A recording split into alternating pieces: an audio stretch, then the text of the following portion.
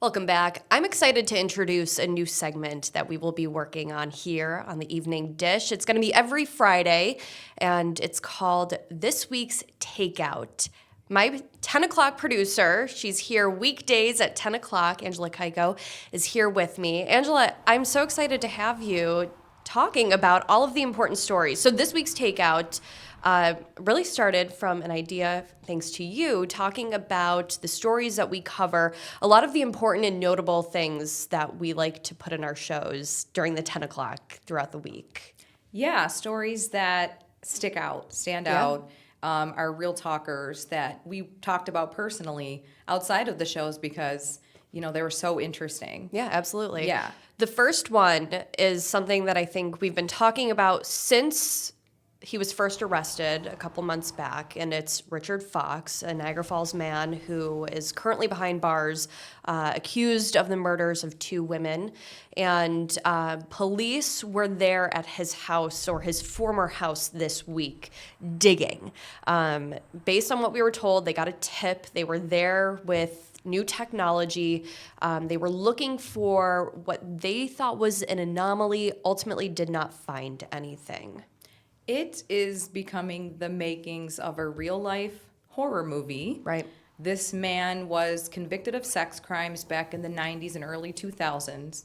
A body was found off of the Chautauqua Trail, Marquita Mole. Yep. She had disappeared, I believe, back in 2021.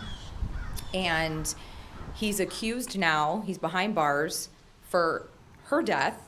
And he's also being accused of killing Cassandra Watson. She was last seen 20 years ago. Yeah. So this spans over decades. And it's terrifying that police are digging in his backyard.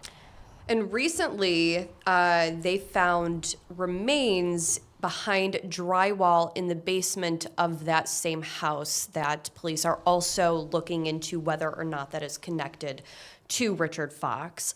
I think it's something, right before we went on, we were saying that this has gotten attention nationwide. People are talking about this. I think there is real concern if he has other victims.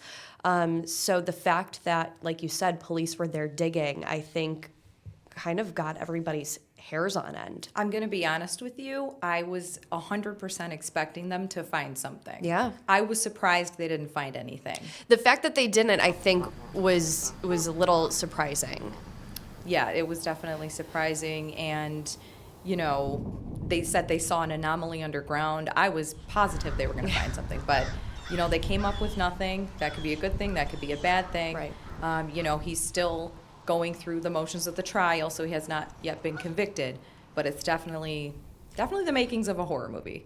And we've heard from neighbors who lived right next door to the house, down the street from the house, and they're concerned, rightly so, but also shocked that this was happening on their street, saying that they never imagined that this would be something that they would have to wake up and deal with, and kind of echoed your thoughts, saying that it's like living in a horror movie. Right. I mean, Niagara Falls is, 30 minutes from me, but that feels right next door. Right. So, I won't be surprised if Netflix takes this on in the next few years as a documentary if he gets convicted of these crimes. Yeah, we will absolutely be keeping our eyes peeled for any new developments on that, especially as the trial for the two murders that he's accused of takes place. Turning to happier news, much happier news. It's Friday. Of course, it's Friday. Yeah, let's take it down a notch, right? Got the chills. Yeah, I know. Taste of Buffalo happening sooner than it feels. I feel like we're just entering summer and we're already talking about July and Taste of Buffalo. And with that is a special guest that's making his way to the Queen City. Yeah, camera guy Bill. Okay. Camera guy Bill from Hot Ones. Yes. The internet sensation where celebrities and athletes eat hot wings and answer questions.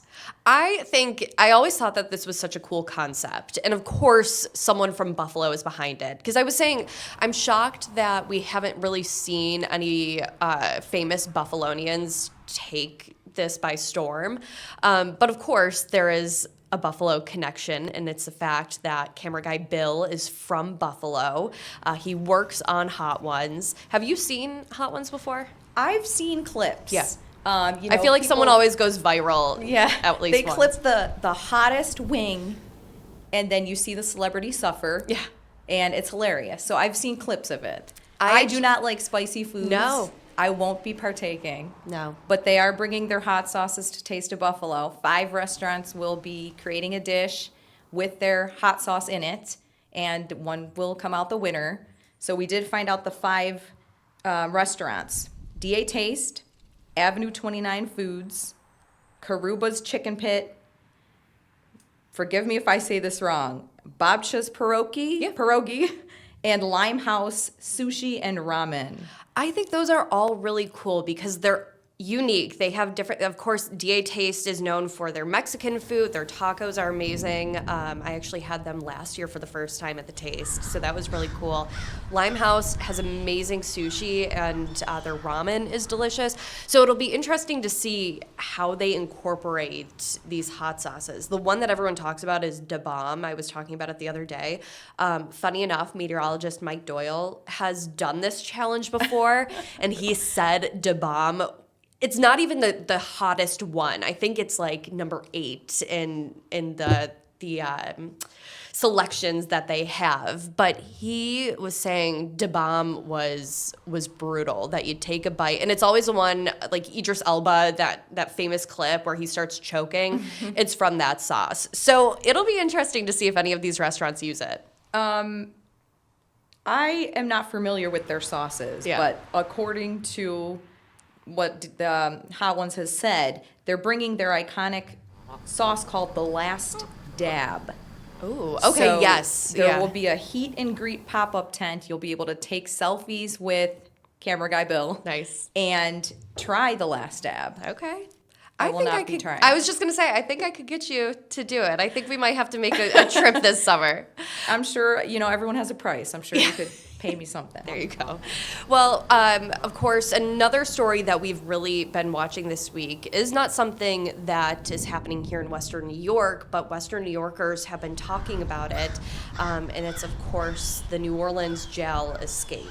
It happened 2 weeks ago today. It happened the 16th, and it has really just taken the news by storm. I feel like we've been getting updates every single day. I've been really interested just because we're coming up on 10 years of the Clinton correctional escape. We just had Richard Matt's daughter on a couple weeks ago on Evening Dish. So it's just the timing of it is really weird that we were just talking about that escape, and now 10 inmates escape out of a jail from New Orleans. There are so many interesting pieces of information about this story. So there's 2 left. There's 2 fugitives left. 10 inmates escaped, 8 have been caught. One of the fugitives that is still out there has murdered 4 people. Mm-hmm. So it is dangerous. He's dangerous. The other fugitive has committed various assault and burglary crimes. He's actually been known to escape out of facilities before. Wow. Several times he's tried to escape. He has escaped. You'd think that they'd be aware that this individual is masterminding escapes and be taking extra precautions at the jail.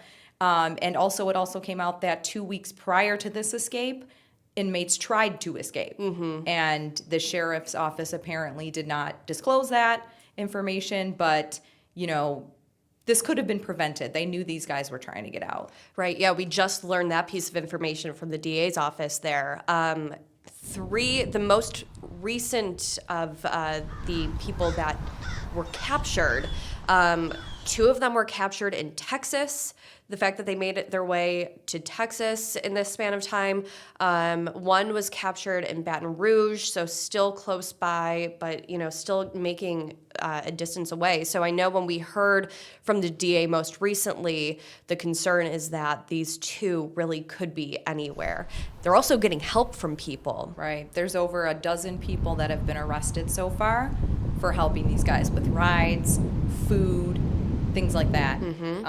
So yeah, Derek Groves and Antoine Macy, those are the two left. They are also considered the ringleaders of the escape. They planned the whole thing.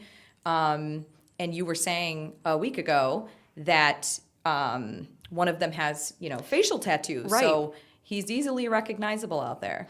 I saw that and I was surprised that he is one of the last two, because you would think when someone has recognizable features, tattoos being, one of those items, that they would be able to be found. But, this is something that we'll, of course, continue to monitor and bring you every single time, so we get a new development. I wanted to also just mention that it's very interesting, the technology that they're using to catch these guys.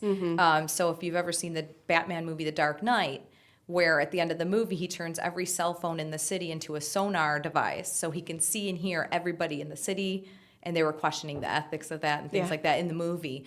But, similarly, in this case, there's something called Project NOLA, where they have all the surveillance cameras, not all of them, but thousands throughout the city connected with facial recognition technology. Yeah. So, one camera might pick up a guy, one of the fugitives, and then 7 blocks later, another camera would pick him up, and then the direction that they're going. So I just think that technology is really amazing. Yeah, it is. All right, Angela, thank you so much for joining me for our very first edition of this week's Takeout. We will, of course, continue to do this, talking about the stories that we're working on and bringing you each and every day, continuously on Fridays. That's all the time, however, we have for the Evening Dish. Thank you so much for joining us. We will see you again very soon.